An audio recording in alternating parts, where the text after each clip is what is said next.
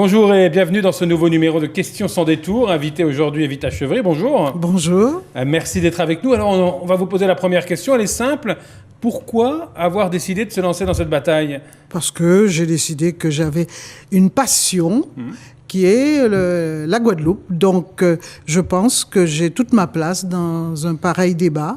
Parce que d'ailleurs, je me suis présentée comme la candidate du nous, c'est-à-dire la reconquête du collectif par rapport au jeu, à l'individualisme qui a tant abîmé ce pays. Ça vise des gens, ça, particulièrement ? Non, pas du tout. Non ? Pas du tout. Je parle de manière collective. Je prends toujours l'exemple. Expliquez-moi comment il y a eu cette tragédie, malheureusement, relative à la molécule de la chlordécone. Et la réalité, je me dis toujours, indépendamment de la responsabilité de l'État, qui n'est pas discutable, comment cela se fait qu'il n'y ait pas eu des lanceurs d'alerte pour nous informer qu'on diffusait encore dans ce pays un produit interdit et qui allait faire tant de mal par dérogation. Il n'y a pas eu de lanceur d'alerte et moi, j'aimerais qu'on m'explique pourquoi, si ce n'est parce que nous avons perdu le sens du collectif. Cette question du chlordécone, tiens, par exemple, ça pourrait faire partie de votre programme, ça en fait partie ? Ah ben absolument, parce que de toute façon, cette question du chlordécone, il faut la régler.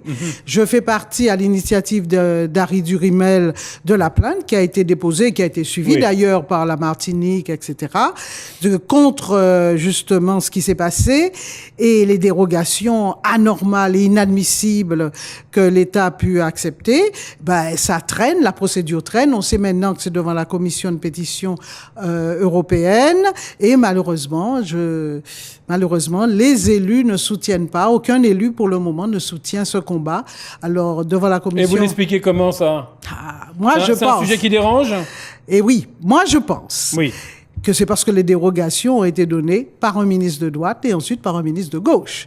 Donc, les élus, qu'ils soient de droite ou de gauche, sont fort embarrassés puisqu'ils espèrent qu'on effacera leurs responsabilités. En tout cas, moi, mon combat, c'est clair, c'est le cadre général dans lequel je veux fixer mon combat. Je souhaite que, justement, toujours dans cette optique du sens du collectif...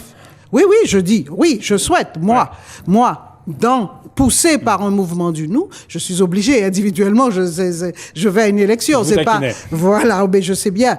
Ce que je voudrais, c'est que toujours dans le sens du collectif, qu'on reconnaisse juridiquement que la Guadeloupe, c'est un archipel, parce qu'on nous a spoliés par rapport notamment à d'autres îles qui sont qu'un bloc.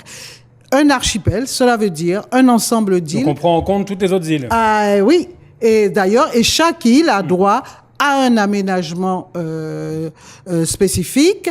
Et je vous donne juste un exemple pour vous expliquer quel serait l'intérêt pour nous d'avoir un archipel. Si on avait été un archipel, il y a l'île de la Basse-Terre qui obligatoirement, personne ne le conteste d'ailleurs, est en train de petit à petit de décliner par rapport à l'île de la Grande-Terre qui se développe. Si nous étions des îles, on nous avait reconnus en tant qu'île, l'île de la Basse-Terre... Ça n'aurait pas pu se passer comme ça ? Le bassin versant pour l'eau, absolument pas. Je vais vous faire une confidence. Si on avait été reconnu bassin versant comme ça se passe en France, c'est-à-dire que toutes les régions qui ont l'eau s'appellent bassin versant, c'est elle qui gère exclusivement l'eau et c'est elle qui vend l'eau à côté. Donc aujourd'hui, on serait pas assez de ses ressources, de ses potentialités. Non, c'est pas du tout ça. Ce que je veux dire, et ça me paraît important, c'est que on serait, nous, l'île de la Basse-Terre et particulièrement l'île le sud Basse-Terre, bassin versant. Et non pas comme un fonctionnaire au fond d'un bureau a pu dire, on a considéré qu'on était comme la Martinique, on a oublié qu'on était un archipel. Toute l'archipel, en fait, est considéré comme bassin versant. Donc, il y a une espèce de flou. Si on avait dit l'île de la Basse-Terre et le bassin versant, eh ben, je vais vous dire quelque chose. Il n'y aurait pas ce problème du SIAG actuellement, de Gosier. Laurent Bernier, par exemple, ne pourrait pas décider parce que seuls les élus de la Basse-Terre pourraient gérer l'eau. Ouais, vous voyez? Comment on le règle alors? Ah ben, justement, je veux dire, voilà la preuve qu'on a spolié l'île de la Basse-Terre puisqu'elle est maître de l'eau et en fait, elle ne l'est pas. Donc, malheureusement, sur 10 minutes, je ne pourrais pas parler plus longuement de la question de l'eau, mais je vous donne un exemple pour vous montrer l'intérêt d'être reconnu archipel, parce que concrètement, c'est nous qui devrions gérer l'eau et il n'y aurait pas le problème du siac de Gosier. Donc on a le chlordécone, on a l'eau, la reconnaissance en archipel. Il y a quoi d'autre dans votre programme? Il y a énormément de choses. Non, le mais droit de la mer, priorités. le droit de la mer, le droit de la montagne qu'il faut aussi défendre par rapport à l'île de la Basse-Terre. Et puis il y a tout ce que je défends, notamment puisque si on dit le nous, le sens du collectif, obligatoirement il y a le respect qui est dû à chacun, la question des femmes, la cause des femmes. Enfin, mon programme est, est très important. Mais à la base, il faut que l'on reconnaisse ce cadre d'archipel et le fait que l'île de la Basse-Terre, actuellement, doit être Donc ça, c'est votre grand combat. Défendue avec âpreté. C'est mon grand combat. Alors vous y allez avec une suppléante. Hein. Absolument. Ce sera quelqu'un qui nous vient de Capesterre-Belle-Eau, Annette Barbeau. Oui. Pourquoi vous l'avez choisie? Parce que justement, elle est intelligente, elle est brillante. Ouais. On la considérait dans le groupe dans lequel elle était comme une petite main, bonne à apporter le café et les sandwichs. Il serait temps que des femmes de cette valeur-là, justement, soient aussi dans le champ politique. Ouais, c'est un duo de femmes, c'est important également. Un duo de femmes. De toute façon, il n'y a pas de parité en matière. Non, c'est pas... Oui, puisque le suppléant n'est pas censé. Je parle pour la symbolique. Hein. Oui. Pour la symbolique, oui, parce que justement, vous savez, l'Assemblée nationale en France reste encore très masculine. Très masculine. Ouais. Il y a 18 candidats dans cette circonscription, dans la 4e circonscription. Ah, vous n'êtes pas le record. Hein. Il y a la 2e où c'est 26. Ça interpelle quand même. Pourquoi il y a tant de monde à y aller? Parce que peut-être que les gens pensent qu'il n'y a pas de précaré, il n'y a pas de domaine réservé exclusif aux gens des partis, parce qu'on sait que les partis souvent ne choisissent pas toujours obligatoirement les meilleurs, mais choisissent pour des stratégies différentes et que chacun a quelque chose à dire parce qu'on est conscient que la Guadeloupe va mal et qu'on n'a peut-être pas été représenté comme il fallait, qu'on n'a pas défendu la Guadeloupe comme il fallait. Je viens de vous parler notamment du bassin versant. Eh ben, les gens y vont et moi, je trouve ça très bien. Le débat sera riche. Ça veut dire aussi que les gens aiment leur pays et moi, je trouve ça très positif. Ouais. Vous y allez sous quelle étiquette? Sous quelle bannière? Personne? Ah ben, je vais vous dire. Je n'ai jamais... Ouais, il y a des gens qui sont touchés par la révélation, des gens qui ont été dans des grands partis, qui étaient à l'époque très puissants, comme Objectif Guadeloupe, et qui subitement ont des révélations, bon, enfin, qui s'accrochent quand même à un autre parti puissant qui est à gauche, et bien, qui disent, bon, je pourrais quand même être un peu Macron aussi. Moi, je suis désolée. Quand je suis allée à Saint-Claude, il y a de nombreuses années, sur ma liste, il y avait des RPR, il y avait des socialistes, il y avait des gens sans étiquette. Vous étiez un Macron avant l'heure, en fait. Ben, vous savez, il a rien inventé. Je vais vous dire quelque chose. Souvent, la Guadeloupe est à l'initiative de beaucoup de choses, mais malheureusement, nos rêves sont faits et développés, nourris et nourrissent les rêves des autres et pas les nôtres. Alors, ce qui intéresse les électeurs également, c'est là où vous allez siéger si vous êtes élu député. Ce sera où? Un groupe parlementaire non inscrit.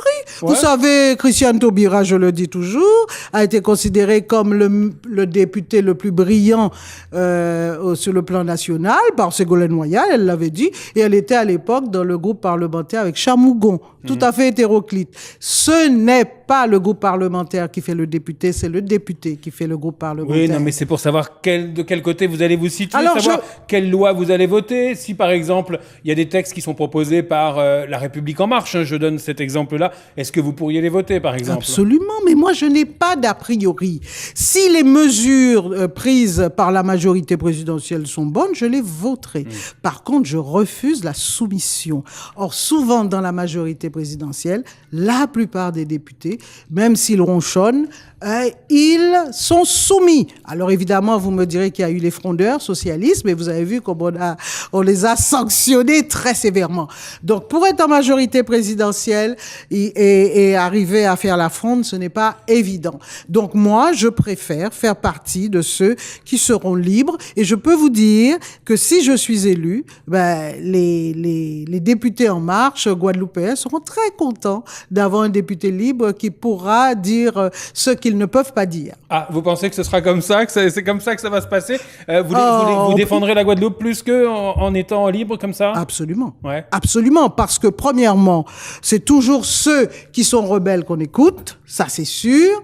Et deuxièmement, parce que comme je dis toujours, dès qu'on est parlementaire, la France respecte beaucoup ses parlementaires.